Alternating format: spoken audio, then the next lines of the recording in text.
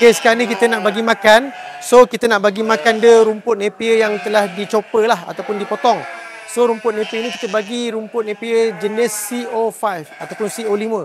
So, kita nak bagi dia makan dengan potongan segar lah, bukannya silage. Tapi sebenarnya kalau ikutkan setiap petang kita akan bagi silage dan ada campuran sikit. So, pada hari ini kita nak tunjukkan kita bagi yang sudah siap dipotong.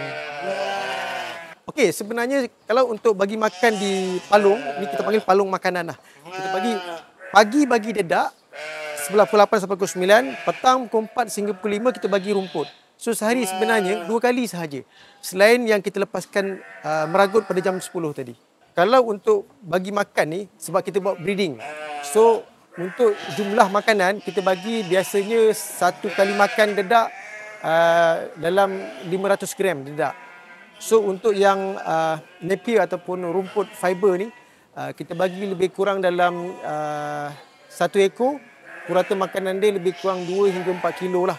Tapi benda tu tak konsisten sebab bergantung kepada biri-biri. Kalau biri-biri tu adalah ibu, macam ni ibu, dan dia ada anak yang sedang menyusu dengan dia. So sebenarnya selera makan dia lebih tinggi sebab dia berkongsi dengan anak.